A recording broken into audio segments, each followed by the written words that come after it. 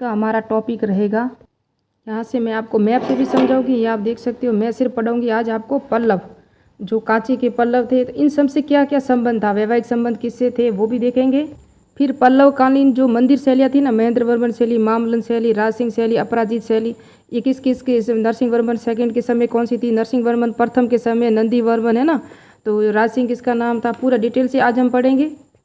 यहाँ से स्टार्ट करेंगे पल्लव वंश। पल्लव वंश की जो भी विशेषता वगैरह ये सब देख सकते हो आप, ये आज पूरा डिटेल से हम पढ़ेंगे, है ना। तो महत्वपूर्ण बातें पहले मैं बता दूं आपको कि इसकी उत्पत्ति ब्रह्मा से मानते थे ये स्वयं को। अश्वत्थामा कौन थे, द्रोणाचार्य थे ना, उसके गुरु वगैरह उसके वंशज मानते थे ये पल्लव। संस्थापक सिंह वर्मा था, और सिंह वर्मा अलग है, सिंह विष्णु अलग है ना, याद रखना। वास्तविक संस्थापक सिंह विष्णु था वास्तविक, और इसकी उपाधि थी ना वो थी वीर कूर्च थी। क्या थी, ये सब जो मैंने नोट्स बनाए ये सौरभ चौबे की बुक और आरबीएस एनसीईआरटी आरबीएससी बुक नहीं, वहाँ से तो टॉपिक लिए ही लिए मैंने। बीए फर्स्ट ईयर की जो इतिहास बुक आती है ना वहाँ से लिए सारे। पल्लव का शाब्दिक अर्थ क्या होता है, लता होता है, परंतु तमिल भाषा में इसे डाकू भी कहते हैं पल्लव को। पल्लवों की उत्पत्ति कैसे हुई, क्या हुआ, पूरा डिटेल से देखेंगे। नागवंशीय शासकों को हरा कर शासन स्थापित किया था। अभी मैं पूरा मैप से समझाऊंगी ना, तब आपको समझ में आएगा। कल्लबों की लूटपाट से परेशान होकर संपूर्ण भारत में इन कल्लब थे ना, ये एक लुटेरी जनजाति थी, उसको हरा के इन्होंने अपना शासन स्थापित किया था। पल्लवों का साम्राज्य पेनार नदी और कावेरी नदी के बीच में था, और उसके बीच में कौन सा मैदान था वो आगे हम देखेंगे। उस मैदान के कारण ही पल्लवों और चालुक्यों के बीच में संघर्ष होता रहता था। पल्लव और वातापी के चालुक्यों का संघर्ष होता रहता था। पल्लव शासकों का राजकीय चिन्ह सिंह था। पल्लवों को संगम साहित्य में तोड़ियर कहा गया। क्या कहा गया, तोड़ियर कहा गया। पल्लवों ने संस्कृत भाषा को राजकीय संरक्षण दिया था, लेकिन इनके जो अभिलेख थे ना, प्रारंभिक अभिलेख यानी पहली बार जो अभिलेख लिखे थे ना वो प्राकृतिक भाषा में थे, बाद में इन्होंने संस्कृत में लिखे थे। अभिलेखों में मंडपीका यानी कि चुंगीकर था, चुंगीकर, और मंडवस था वो अधिकारी था चुंगीकर का। महाबलीपुरम नागपट्टनम क्या थे, नौसेना के प्रमुख केंद्र थे, याद रखना परीक्षा में आया हुआ है। रत्विक जिले का अधिकारी होता था। आगे मैं एक बार और लिख दिया, 2 बार इसको रिवीजन कर लिया। पल्लव अभिलेखों में कुल 18 करोड़ का उल्लेख है। सिंह विष्णु 575 से 600 तक था। उसकी उपाधियां वगैरह ये देख सकते हो। अवनी सिंह और पोतरायन क्या थी, अवनी सिंह और पोतरायन थी, और वैष्णव धर्मानुयायी था। कलब्र चोल पांड्य सिंहल को हरा के चोल साम्राज्य की, चोल मंडलम की अधिकार किया था इसने। तो आगे मैप से समझा दूं मैं। यहाँ से हम देखोगे तो चालुक्य वंश की 3 शाखाएं थी, मैंने नेक्स्ट पार्ट में भी पढ़ाया था। और चालुक्य वातापी की चालुक्य कौन सा था, पुलकेशिन द्वितीय तक मैंने पूरा पढ़ाया हुआ। पुलकेशिन द्वितीय के बाद यहाँ पल्लवों से संघर्ष होता है, और वातापी चालुक्यों की थोड़ी सी शाखा में डिफरेंस आ जाता है। उसके बाद विजयादित्य विक्रमादित्य ऐसा शासक आएगा, वहाँ से वापस मैं पढ़ाऊंगी, लेकिन इससे पहले मैं पल्लव इसलिए पढ़ा रही हूँ कि आपको समझ में आ जाए। तो कौन कौन सी शाखाएं थी, तो ये बता दिया। वातापी के चालुक्य यहाँ थे, कर्नाटक कल्याणी के चालुक्य यहाँ थे, लेकिन इससे चालू ये कल्याणी वंश की नींव है ना, कल्याणी के चालुक्य बाद में आए थे, इससे पहले राष्ट्रकूट आए थे। ये जो मैंने राष्ट्रकूट लिखा ना, इन्होंने कल्याणी के वातापी के चालुक्यों को हरा के यहाँ पे इन्होंने अपना शासन स्थापित किया था। वातापी के चालुक्य से पहले यहाँ किसका शासक था, कदम वंश का था। मैंने बताया था आपको कि मयूर शर्मा, मयूर शर्मा आई तो ये क्या था, काशी था ना, काशी के पल्लव है, तो मयूर शर्मा यहाँ से यहाँ आया था। और काशी क्या था, पहले शिक्षा का प्रमुख केंद्र था, याद रखना। और यहाँ शिक्षा ग्रहण करने के लिए आया था, लेकिन इसका अपमान कर दिया। मैंने जब कदम वंश का पूरा इतिहास पढ़ाया है, नेक्स्ट पार्ट में इसी प्ले लिस्ट में बनाया होगा, पढ़ा हुआ है, मैं पूरी प्ले लिस्ट भी लगा दूंगी, और डिस्क्रिप्शन में इन सबके लिंक भी लगवा दूंगी, देख लेना आप। तो काशी के पल्लव थे ना, यहाँ वो आया था शिक्षा ग्रहण करने के लिए, लेकिन इसको अपमानित होना पड़ा। और ये मयूर शर्मा था ना, ये वापस चला गया, और इसने फिर चालू पल्लवों के खिलाफ क्या किया था, पल्लवों के खिलाफ इसने युद्ध संघर्ष स्टार्ट कर दिया था। शिक्षा भी ग्रहण यहीं से की थी उसने। और इसने जो कदम वंश का जो शासक था ना मयूर शर्मा, उसने 18 अश्वमेघ यज्ञ करवाए थे, और यहीं से शिक्षा प्राप्त की थी। ये भी मैंने बता दिया था आपको शायद तो नेक्स्ट पार्ट में। और उसके बाद हम देखेंगे यहाँ गंग वंश यहाँ था। ये क्या थे, ये गंग वंश ने कदम्बों की सहायता की थी जब ये ना आक्रमण किया था ना, यहाँ इसने राष्ट्रकूटों ने यहाँ आक्रमण किया था, किस पर, वातापी के चालुक्यों पर। तब ये वातापी के चालुक्य, तब राष्ट्रकूटों ने यहाँ आक्रमण किया था ना, सॉरी, तो तब गंग वंश के शासक थे, शासकों के यहाँ वैवाहिक संबंध स्थापित थे वातापी के चालुक्यों के, तब इन्होंने साथ दिया था इनका। इसीलिए बाद में चालुक्यों ने जो राष्ट्रकूट या चालुक्य जितने भी थे ना राष्ट्रकूटों ने, उन पर भी आक्रमण कर दिया था, गंग वंश पर भी। ये होयसल था, होयसल वंश यहाँ था। इसकी सिर्फ एक राजधानी याद रखना है, द्वारपाल समुद्र ऐसी कोई, या द्वार समुद्रम, ये इसकी राजधानी ही परीक्षा में पूछी जाती है। उसके बाद पांड्य वंश, और यहाँ चेर वंश भी था। तंजौर यहाँ था तमिलनाडु में, ये था चोल वंश। और उसके बाद हम देखें कांची के पल्लव और वेंगी के चालुक्य, यहाँ कौन था मैंने आपको बताया हुआ आगे पूरा का पूरा डिटेल से। विष्णुवर्धन ने यहाँ स्थापना की थी और पुलकेशिन द्वितीय का भाई था, वो पूरा डिटेल से बताया हुआ है आपको। यहाँ एक तो वैनगंगा, यहाँ कावेरी या कृष्णा थी। इन बीच में जो उपजाऊ मैदान था, दोआब क्षेत्र था ना, उसे शायद कलचुरी दोआब कहते हैं या कृष्णा तुंगभद्रा दोआब क्षेत्र, कोई ऐसा नाम था। उसके लिए यहाँ ये राष्ट्रकूट थे और ये पल्लव थे। पल्लव और चालुक्यों के बीच में संघर्ष होता रहता था। और आगे चलते मैं मैप से बता दिया मैंने पूरा। कांची के पल्लवों की उत्पत्ति है ना, वो वहाँ से मानते हैं सातवाहनों का। आपको पता है रुद्रादमन के समय, चंद्रगुप्त मौर्य के समय तुषाप्त यवन शासक था ना, तुषाप्त जिसने वो सुदर्शन झील का पुनर्निर्माण कराया था, तो वो वहाँ का सामंत था। पहले वो वहाँ रुद्रादमन के यहाँ के था, फिर वो सामंत सातवाहन शासक थे ना, उसके वो सामंत रह गया। और वहाँ सातवाहनों का जब अंत होने लगा ना, तो ये भाग के कौन तुषाप्त यहाँ आ गया कांची में।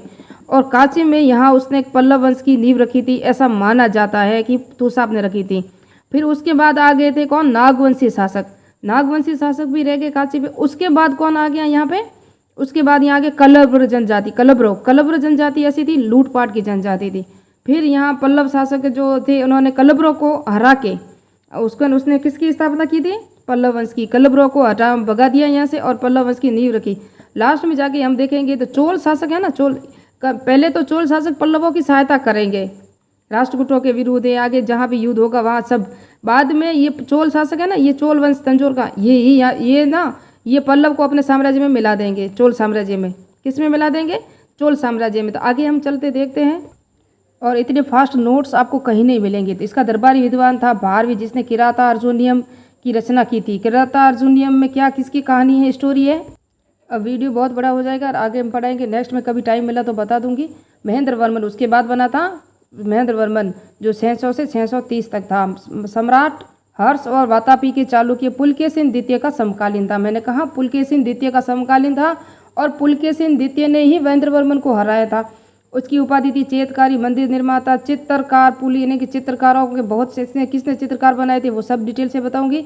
विचित्र चित्र को भी बताऊंगी। मत विलास, गुणभद्र, परमाहेश्वर की इनके उपाधियां धारण की थी। उसके मत विलास परसहन, इसमें बौद्धों और कापालिकों का मजाक उड़ाया था। इसने किसने उड़ाया था, महेंद्र वर्मन ने। और ये वेरी इंपॉर्टेंट है, इसकी पुस्तक है मत विलास प्रहसन, कई बार एग्जाम में आ चुकी है। महेंद्र वर्मन एक चित्रकार था और इसी महेंद्र वर्मन की ही श्रेणी है महेंद्र वर्मन शैली, वो आगे हम पूरी डिटेल से देखेंगे। संगीत गरत कुम हिमालय और संगीत गुरु कौन थे इसके, रुद्राचार्य इसके संगीत गुरु थे। शैव अनुयायी था, अपार के प्रभाव में आकर शैव अनुयायी, पहले ये जैन था, अपार था ना शैव धर्म का जो समर्थक वगैरह थे, संत वगैरह थे वो थे। शैव संत कौन था, तिरुज्ञान सबदर है ना, वो इसकी समकालीन था महेंद्र वर्मन के।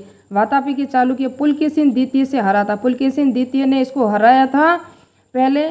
उसके बाद अब देखेंगे पुलकेशिन द्वितीय को कौन हराएगा, वो आगे हम देखेंगे। क्योंकि जब मैंने वातापी के चालुक्य पढ़ाया वो पुलकेशिन द्वितीय तक का ही इतिहास पढ़ाया, आगे का मैंने नहीं पढ़ाया। आगे मैंने इसलिए छोड़ दिया क्योंकि पल्लव शासक वहाँ आ गए थे। फिर है नरसिंह वर्मन प्रथम, उपाधि इसकी महामल और पहलवान का, इसका महामल का अर्थ होता है पहलवान। और वातापी कोट की उपाधि धारण की थी क्योंकि नरसिंह वर्मन प्रथम ने ही पुलकेशिन द्वितीय को हराया था और वातापी कोट की उपाधि धारण की थी, है ना, तो वो था। इसलिए महाराज हेनसांग द्वारा उपाधि कौन सी दी थी, महाराज दी थी। हेनसांग आया था 641 में, नरसिंह वर्मन प्रथम के समय कांची में आया था क्योंकि कांची शिक्षा का केंद्र था उस समय। वातापी के चालुक्यों को हराने और विजय के उपलक्ष्य में इसने वो जो वातापी में का क्या किया था, इसने वातापी में किया था, मल्लिकार्जुन मंदिर है ना, वहाँ पर अपना विजय स्तंभ की स्थापना की थी वातापी में। और इसने अपनी मदद से श्रीलंका मानववाद ने ली थी। यानी कि ये जब युद्ध करने गया था ना वातापी के चालुक्यों पे, ये देख सकते हो ये लंका है, यहाँ का मानववाद अपदस यानी कि इसको शासन से हटाया हुआ शासक था।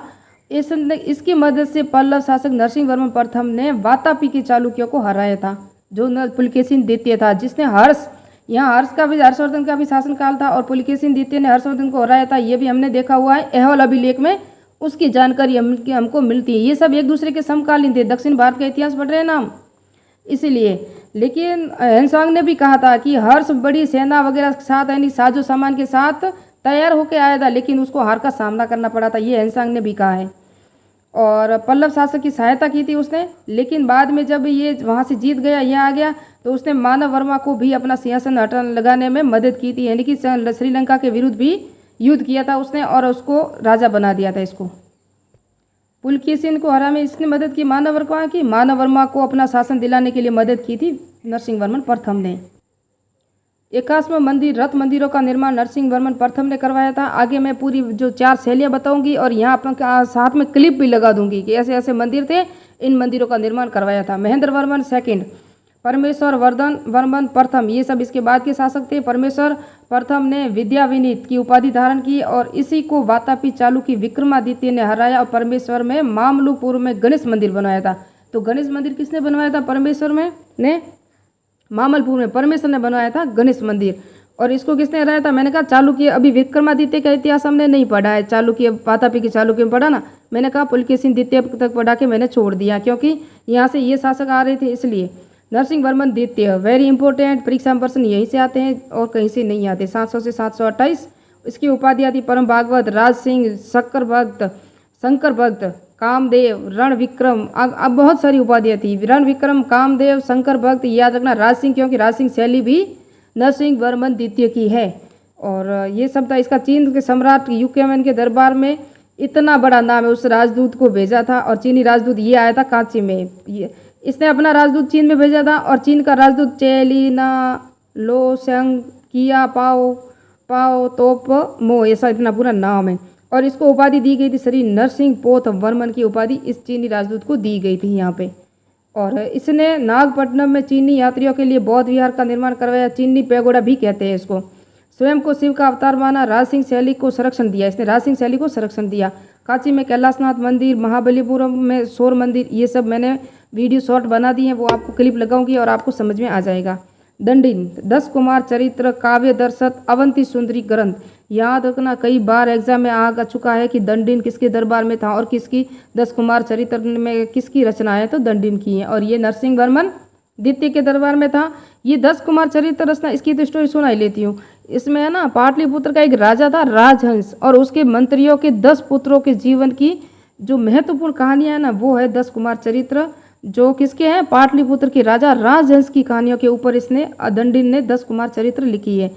काव्य दर्शन, अवंती सुंदरी, ये सब इसी के पुस्तक। और ये काव्य दर्शन वाला कई बार फर्स्ट ग्रेड, सेकंड ग्रेड, हर जगह एग्जाम में हमको मिलता है प्रश्न।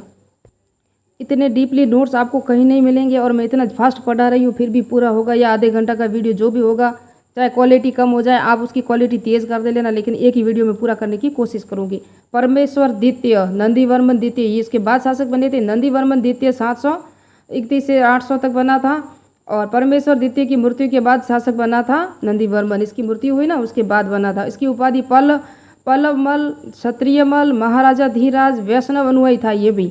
अब इनको क्षत्रिय किसने कहा था? पल्लवों को। वो आगे मोस्ट इंपॉर्टेंट पॉइंट मैंने लास्ट में लिखे हैं, वो भी देख लेना।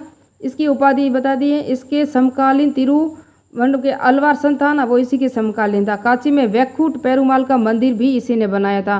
राष्ट्रकूट शासक की पुत्री रेवा के साथ विवाह किया था। देखो, राष्ट्रकूटों से इसने वैवाहिक संबंध स्थापित कर लिया। मैंने कहा यहाँ जब पल्लव शासक आ गए था वातापी को और चालुक्य को हरा कर, तो फिर इन्होंने राष्ट्रकूटों के साथ वैवाहिक संबंध स्थापित हो गए थे। अभी राष्ट्रकूटों के साथ और संबंध स्थापित आगे किस किस के साथ होगा वो भी बता दूंगी मैं। दंती वर्मन राष्ट्रकूट कन्या रेवा की संतान थी। ये राष्ट्रकूट कन्या थी ना रेवा, उसकी संतान, क्योंकि दंती दुर्ग कौन था? दंती दुर्ग राष्ट्रकूट वंश का संस्थापक था। मैंने राष्ट्रकूट वंश पूरा का पूरा पढ़ा लिया, अगर आपने नहीं देखा तो वीडियो पूरा देख लें। इसकी उपाधि थी कुलभूषण, विष्णु का अवतार कहा जाता है। राष्ट्रकूट शासक गोविंद तृतीय ने आक्रमण कर लिया। देखो, अपने जो द्वैता था ना उसी पे इसने आक्रमण कर लिया, क्योंकि यहाँ वैवाहिक संबंध हो चुके थे राष्ट्रकूटों के साथ। दंती दुर्ग था ना, दंती दुर्ग की पुत्री के साथ तो विवाह हो गया था। ये मैंने बताया था आपको कि ये पल्लव है। और यहाँ जो ये राष्ट्रकूट है ना, तो यहाँ वातापी के चालुक्यों को हरा के राष्ट्रकूटों ने अपनी स्थापना कर ली थी। और पल्लवों का शासन के बाद पल्लव तो चले गए, फिर वापस आए थे कौन? वातापी के चालुक्य। और चालुक्यों को हरा के इसने दंती दुर्ग ने स्थापना कर ली थी। महेंद्र वर्मन द्वितीय जो चालुक्य था ना, उसको हराया था उसने, और उसको हरा के यहाँ शासन स्थापित कर लिया था। दंती दुर्ग ने अपनी पुत्री का विवाह पल्लव शासकों के साथ कर लिया था, लेकिन गोविंद तृतीय जिसने वत्सराज और नागभट द्वितीय वगैरह को हराया था ना, गुजर प्रतिहारों को, उसी ने ही वापस पल्लवों पे आक्रमण कर लिया था, याद रखना। लेकिन ये वैवाहिक संबंध भी थे, फिर भी आक्रमण हो चुका था।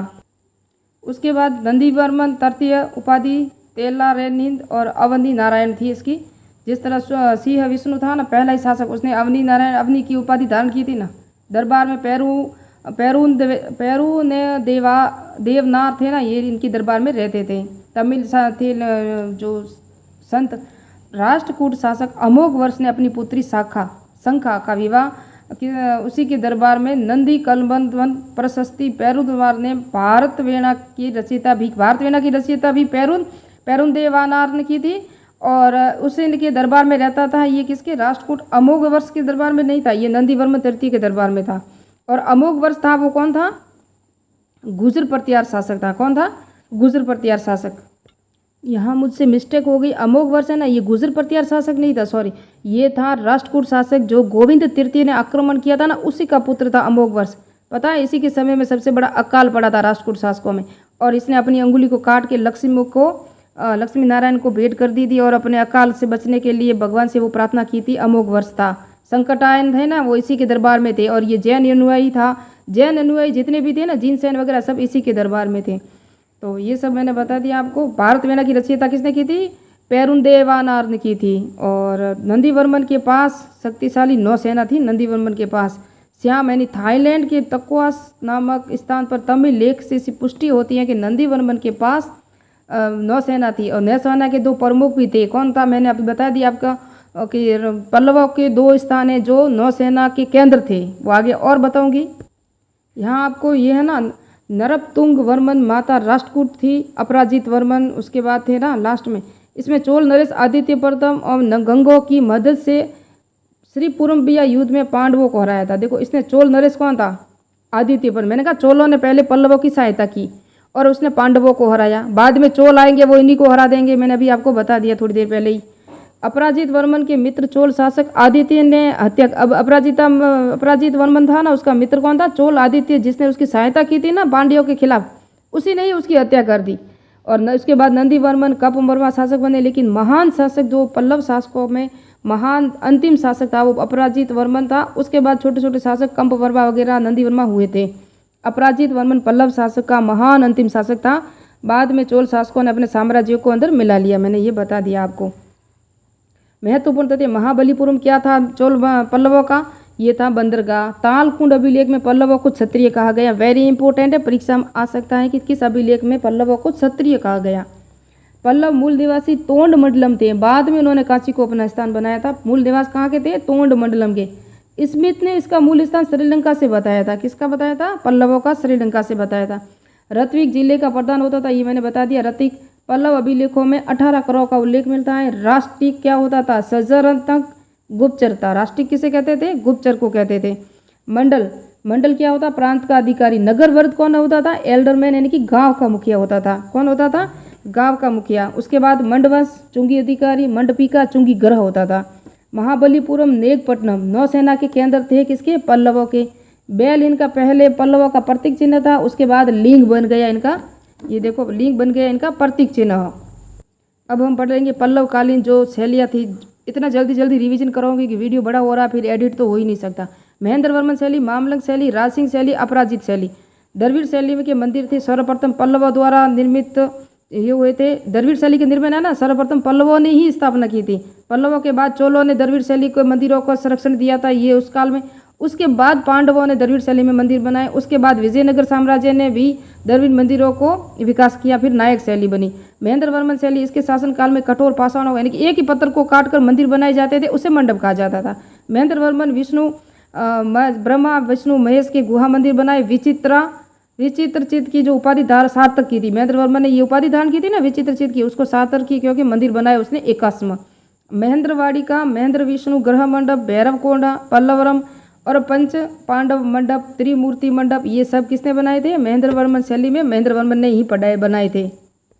उसके बाद इसकी विशेषता थी अष्टभुजाकार मंडप, विशालता, अलंकृत विहीन, यहाँ अलंकृत नहीं था।